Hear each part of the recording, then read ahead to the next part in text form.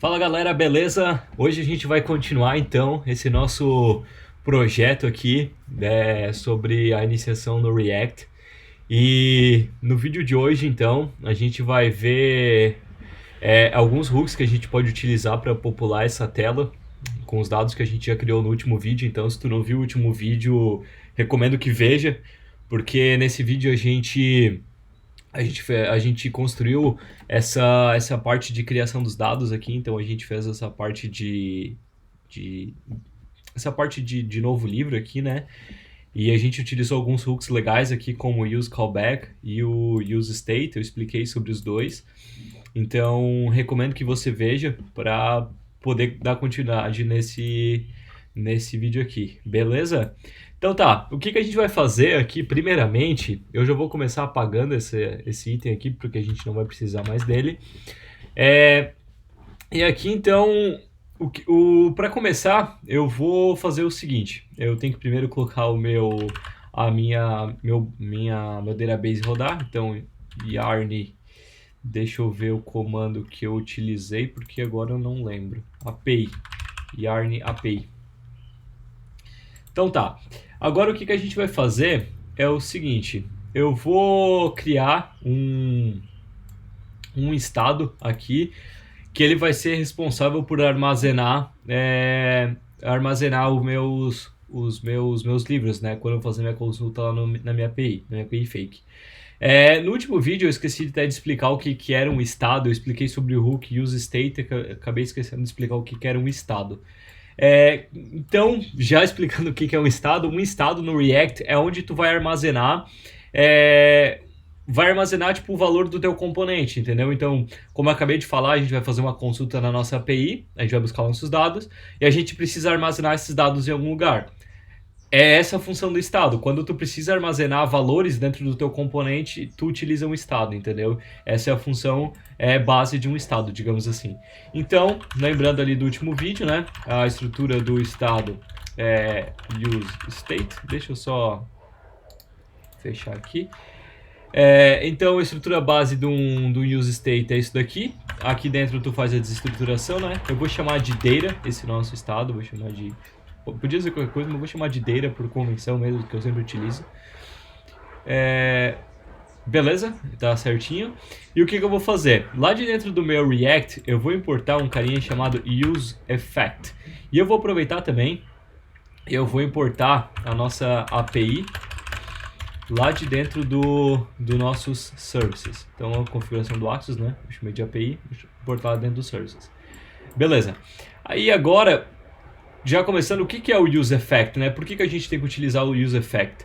Bom, o useEffect, ele é um hook que ele, digamos que ele emula, digamos assim, né? Aqueles componentes não, aquelas funções que a gente tinha dentro do React quando a gente utilizava classes de component did mount, component will mount e por aí vai. Como eu suponho que você está iniciando no React, ou caso você já tenha estudado ou nunca viu classes, a gente trabalhava com classes antigamente no React, hoje a gente trabalha com esse estilo de Function Components. E então, como a gente utiliza a parte de Function Components, a gente não pode mais utilizar esse Component Did Mount, por exemplo. E o Component Did Mount é o que a gente precisa, por exemplo, assim, quando o usuário entrar em tela, busca os dados da API, entendeu? Como a gente não tem mais isso, a gente utiliza o useEffect. E a ideia do useEffect é isso mesmo. Então, ele vai ser executado toda vez que algo atualizar ou a primeira vez que o usuário entrar em tela. Então, por exemplo, eu quero que execute toda vez que o nosso estado de term mudar, por exemplo. Então, a gente colocaria aqui dentro das dependências o term, e esse useEffect ele executaria toda vez que o nosso term mudar. Ele é como se fosse uma função com side effect, entendeu? Então, toda vez que algo muda, executa, entendeu? É mais ou menos essa ideia. Mas aqui a gente não tem dependências, então ele vai ser executado uma vez quando o usuário entrar nessa tela, entendeu? Então, aqui, como eu preciso fazer uma requisição na API, a gente não pode colocar um await aqui, a gente não pode colocar um async, não é uma boa prática, o React não nos permite isso, ó, até deu erro já, viu? Então o que a gente tem que fazer é o seguinte, criar uma função aqui dentro, então async function fetch data, por exemplo, eu vou chamar de fetch data, tá? E aqui fora dessa function, dentro do useEffect, mas fora dessa function eu invoco ela. Aí a gente pode fazer isso, entendeu? Legal, né? Então tá, aí o que eu vou fazer? Eu vou pegar, ó, vou criar uma variável response, eu vou dar um await api.get, e lembra, a gente tem as nossas rotas de books, né? A gente tem um recurso lá de books. Então aqui eu já estou buscando os dados da nossa API. Agora o que eu vou fazer? Eu vou dar um set data, o meu response.data, beleza? É isso daqui que a gente precisa fazer para buscar os dados.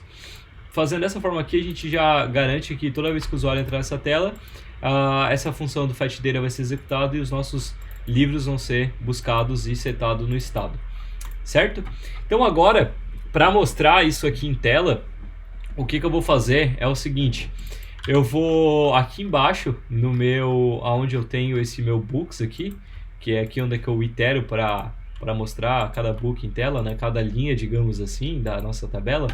Eu vou fazer o seguinte: eu vou dar um data, aí eu vou utilizar o option chaining. E o que é o option chaining? É a mesma coisa que, por exemplo, lá quando a gente está utilizando JavaScript, a gente fazer isso aqui, ó, data e data.map, entendeu? É praticamente essa ideia, mas daí eu corto tudo isso daqui e eu coloco só o interrogação e o ponto aqui. Aí ele já faz isso para mim, ele garante isso para mim.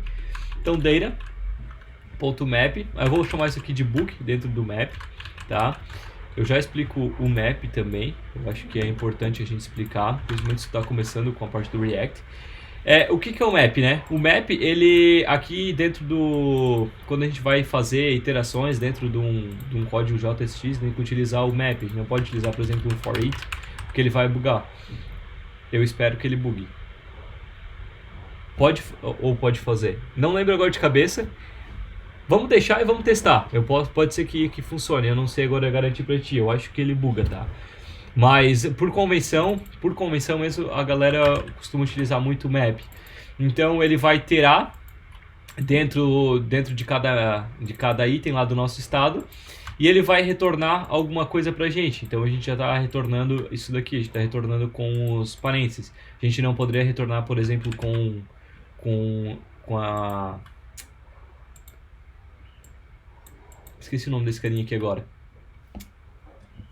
Colchetes, eu acho que é. Enfim, a gente não pode retornar com ele, a gente tem que retornar um bloco com os parênteses, que é o padrão do nosso return aqui, o padrão do nosso React, né? Quando a gente quer retornar algum componente, alguma coisa, a gente tem que retornar dessa forma aqui, né? Então, beleza? Aqui a gente está retornando já e a gente está então iterando, né? Com o map a gente está iterando sobre o nosso estado, buscando algum dado, e aqui dentro a gente coloca então o retorno dele. Aí o que acontece? Como a gente está utilizando um map, o React ele espera que a gente tenha um key. Então, o que é o key? É para diferenciar que, tipo assim, esse item aqui, essa linha aqui é 1, a outra linha é o 2, a outra linha é o 3, entendeu? Então a gente precisa garantir isso. A gente precisa dizer para o React para ele não se perder. Então a gente tem um carinha chamado key aqui dentro. Só que se a gente passar o mouse aqui em cima, a gente vai ver o seguinte: book é N. E lembra que eu te falei que não é legal ter o N no vídeo passado? Porque, tipo, book pode ser qualquer coisa. Isso não é bom porque, tipo, se um dia a gente quiser dar manutenção nesse código, se a gente quiser um dia ver realmente o que é, por exemplo, aqui a gente vai colocar o book.id, mas o que é id? É string, é number, entendeu? A gente não sabe. Então, pra gente corrigir isso, o que eu vou fazer? Aqui em cima, antes de continuar lá embaixo, eu vou criar uma interface, tá? Interface. Eu vou chamar ela de ebook, beleza?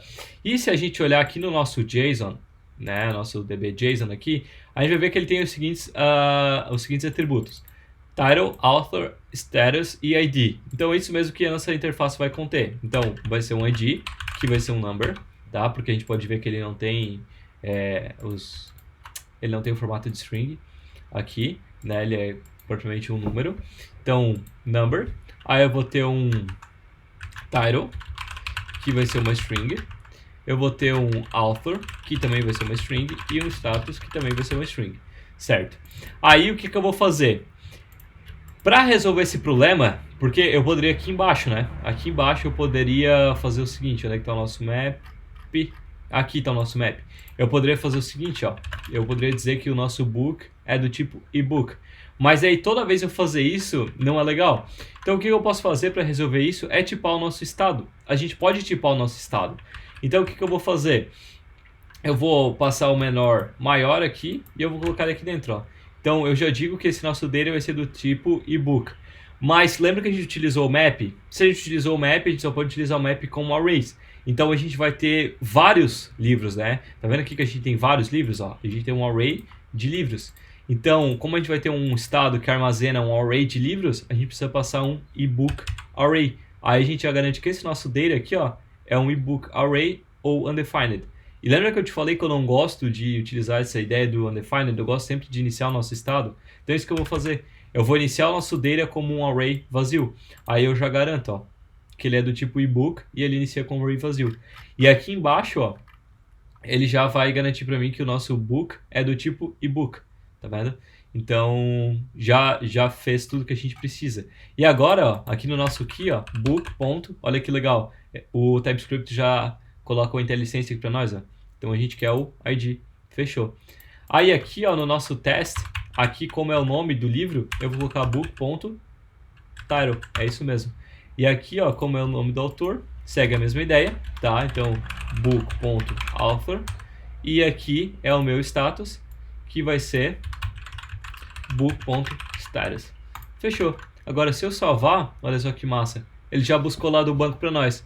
Viu que legal? Então o que ele fez aqui? Quando o meu estado, quando eu atualizei, quando eu salvei aqui, o que aconteceu? Minha tela ela fez o refresh aqui do meu browser, né, por causa do hot reload. Aí ele executou o meu useEffect, né? Ele executou o meu useEffect e deu um setData, ou seja, ele mutou o meu estado, né? Ele, como eu expliquei anteriormente, o nosso estado ele tem um data, né, que vai ser o nosso estado, e o setData é o nosso dispatch, é algo que vai fazer o nosso estado mudar. Então, como eu mudei o meu estado, o que acontece? Toda vez que eu mudo um estado no React, a minha tela ela atualiza automaticamente. Toda vez que um estado ele é atualizado, a tela é re-renderizada novamente. Então, por isso que essa magia aconteceu. Só que é tão rápido que a gente acaba não conseguindo ver. Então, o que aconteceu? Ele executou essa function do fetchData, buscou os dados da nossa API e setou o estado pra gente, com o dispatch, né? O setData. Quando isso aconteceu, o React viu que o nosso estado mudou e ele renderizou o componente para nós. Ou seja, ele buscou os dados aqui pra gente. Então, agora pra gente fazer um teste, tá? Pra gente ver funcionando na prática, que a gente pode fazer o seguinte. Se eu colocar um novo aqui e colocar, por exemplo, terceiro livro. A gente tem dois, eu vou botar terceiro livro, por exemplo. Aí eu vou botar autor do terceiro livro. E o status eu vou botar como quero ler. Se eu dar um novo aqui, olha só que legal. Ele já cadastrou e já mostrou aqui em tela pra gente. Olha que massa. Mas você tá vendo que aqui tem um problema ainda? Tá vendo que aqui tem dois itens? E por que tem dois itens? Porque tá fixo. E eu não quero que seja fixo. O que eu quero fazer? Eu quero que mude automaticamente aqui, seja dinâmico. Então, se eu tiver um livro, né, se eu deletar um livro aqui, ele fica 2 livros. Aí se eu deletar mais um item, entendeu? Então, como é que eu faço isso? Para fazer isso, eu vou utilizar aqui dentro do React um hook chamado useMemo. E o que o useMemo vai fazer? No vídeo passado a gente viu sobre o useCallback, agora a gente vai ver sobre o useMemo. Eles são bem parecidos, tá? Para ser sincero, eles são bem parecidos. A diferença é que o useCallback a gente vai utilizar quando a gente tiver funções memorizáveis, né? Eu expliquei lá. E agora, o useMemo a gente vai utilizar quando a gente quer criar variáveis memorizáveis, entendeu? Então, tipo, ao invés da gente, por exemplo, colocar aqui, ó, const totalBooks, por exemplo, vou chamar de totalBooks, vai ser igual ao meu data.length, ao invés de fazer isso, eu não posso, na verdade, fazer isso. Por quê? Porque, lembra que eu falei que daí o meu data aqui, toda vez que eu setar um estado, o meu componente vai ser re-renderizado? Então, como ele vai ser re-renderizado, tudo que tem no meu componente vai ser executado novamente. Mas, tipo assim, será que o meu data mudou? Porque eu posso ter atualizado apenas o term. E daí o meu totalBooks aqui, o meu length não mudou. Aí, como ele não mudou, eu vou calcular novamente. E isso dá um desgaste, digamos assim, na nossa aplicação. Claro, aqui é um exemplo muito pequeno ainda, mas imagina que a gente tem um componente muito grande que faça cálculos super complexos, por exemplo, nessa variável aqui. Como é que a gente vai garantir que toda vez que o componente renderizar, ele atualize somente se ele precisa ser atualizado, entendeu? Como é que a gente faz isso? E a gente faz isso com o useMemo. Então, a estrutura do useMemo ela é a mesma estrutura do use callback, tá? É a mesma estrutura. A diferença é mesmo no nome e quando que ele é utilizado e por que ele é utilizado, né? Então, aqui, como dependência, eu vou ter o meu data, né? Que eu falei. E aqui, ó, eu vou retornar, tá? Eu não vou colocar os colchetes aqui, eu vou retornar direto. Então, quando eu faço esse enroll aqui, eu estou dizendo que eu quero retornar direto, digamos assim, né? Então, eu vou retornar meu data.length. E, de novo, eu estou utilizando o option chaining, porque pode ser que na primeira vez não tenha, digamos assim. Então, como não tem, eu quero garantir que seja executado somente se tiver, né? Porque senão pode dar aquele data cannot read property length of undefined, vai dar aquele erro padrão lá. Então, fazendo dessa forma aqui, eu já estou abrindo a minha função e fazendo o retorno imediato e garanto que toda vez que o meu estado de data mudar, essa minha variável seja atualizada, entendeu? Então, por exemplo, assim, se eu mudar o meu term, aqui fui lá e dei um set term, não mudou o data. Então, se não mudou o term, mas não mudou o data, então não mudou o data, ele não vai executar isso aqui de novo, entendeu? Ele vai ficar fixo, digamos assim. Isso é muito bom para tipo casos muito complexos, casos onde, por exemplo, a gente tem cálculos muito complexos dentro de uma variável, por exemplo. Então, ele vai atualizar somente se alguma das dependências mudar, entendeu? Isso é muito massa. Então, agora a gente já tem o nosso cálculo aqui, a gente já tem o nosso total books. E esse nosso total books eu vou colocar ele aqui embaixo, ó. Aqui onde é que tem 2 itens, eu vou fazer o seguinte, ó. Eu vou colocar dessa forma aqui, ó. Opa. Total books, e eu vou colocar livros. Agora, se eu salvar, ele formatou até aqui pra mim, ó, mas já tá lá, ó, 3 livros. Eu só não quero que ele fique nesse formato aqui. Aí, agora sim ele formatou certinho. E ele já tá lá, ó, 3 livros. Agora, se eu vir e colocar um quarto livro aqui, quarto livro, autor do quarto livro, e estou lendo, por exemplo. Olha lá, ó, 4 livros. Olha que legal. Então ele já está fazendo dinamicamente isso pra gente. Agora, para finalizar esse vídeo e ver que isso daqui está funcionando de forma dinâmica mesmo e está bem legal, eu vou fazer o seguinte. Eu vou criar a função para deletar os livros. E eu também vou utilizar... Não, eu não vou utilizar o use callback. Eu pensei que eu iria precisar utilizar o use callback, mas eu acho que eu não vou precisar, tá? Porque eu acho que eu não vou ter nenhuma dependência externa. Então, o que eu vou fazer? Eu vou criar a minha função aqui. Então, const delete book. Aí eu vou importar o nosso use callback lá do React. Então, deixa eu subir lá. Use callback.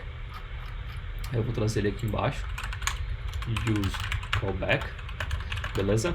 E aqui agora sim eu vou abrir um bloco de função, não quero retorno imediato. E esse nosso use callback aqui ele vai ser uma função assíncrona. Beleza? Então agora o que eu vou fazer? Eu vou utilizar o use callback, eu falei que talvez eu não ia utilizar e acabei utilizando por causa do seguinte, eu vou precisar toda vez que eu deletar, eu preciso atualizar o nosso estado, porque ele só vai deletar lá do banco, mas ele não vai fazer esse fetch data, digamos assim, ele não vai buscar do banco. Então o que eu vou fazer? Aqui eu vou receber um ID, tá? Que vai ser um number. Aí eu vou fazer o meu response. Não, eu não vou ter o response, na verdade, porque o nosso JSON Server não retorna nada. Eu só vou colocar um await api.delete, tá? Aí eu preciso usar o template string aqui, barra books, barra ID. Então eu quero deletar o livro nessa rota aqui. Então na rota books eu quero deletar o livro que vai vir, o ID que vai vir aqui. Aí o que eu vou fazer? Eu vou colocar como dependência o nosso estado de data, tá? E eu preciso fazer o seguinte, const new data, eu vou chamar de new data, vai ser igual a data.filters, filter quer dizer book. Aí eu vou fazer o seguinte, book.id é diferente do meu ID. E daí eu vou dar o meu set data, new data. O que eu fiz aqui? O que eu fiz aqui foi o seguinte, o meu filter ele é quase parecido com o meu map. A única diferença dele é que ele vai estar filtrando alguma coisa, entendeu? Então o que eu estou filtrando aqui? Eu estou querendo filtrar todos os livros na qual o ID deles são diferentes do que eu passei aqui em cima, Tá me entendendo? Então, o que eu tô fazendo aqui é tipo assim, cara, temos o ID, por exemplo, aqui, ó. Temos o ID 1, 2, 3 e 4. E eu tô querendo deletar o 2. Quando ele entrar no meu filtro, ele vai ver 1 é igual a 2? Não, não é. Então retorna esse item aqui. 2 é igual a 2? É, então não retorna esse cara aqui. 3 é igual a 2? Não, não é. Então pode retornar. Entendeu? Então ele vai ficar o seguinte, 1, 3 e 4. Entendeu? É mais ou menos essa a ideia. Então, aqui agora já tá tudo certo. Deixa eu salvar para ele arrumar aqui para nós, beleza? Aí agora, esse delete book, eu vou invocar ele aqui embaixo, ó. Cadê o meu button? Aqui. Aqui eu tenho o meu button, então quando eu fazer o on-click dele, eu vou executar a minha função e eu vou passar o meu book.id, beleza? Então agora eu vou salvar, eu acho que já deu tudo certo, e agora eu vou deletar esse meu quarto livro. Então se eu clicar aqui, ó, olha só que legal, ele já deletou para nós, já colocou já arrumou o nosso estado para ser 3 livros, e se eu deletando aqui, ó, 2 livros e assim vai. E ele já está deletando do nosso banco aqui também. Legal, né? Então, esse vídeo já está com 21 minutos. Eu vou encerrar ele por aqui. Eu acredito que esse vídeo ficou bem bacana. Nesse vídeo a gente conseguiu ver hooks bem legais, como por exemplo use effect, use memo. Eu consegui explicar o que é um estado. E eu só esqueci de falar uma coisa. Eu deveria ter falado no começo.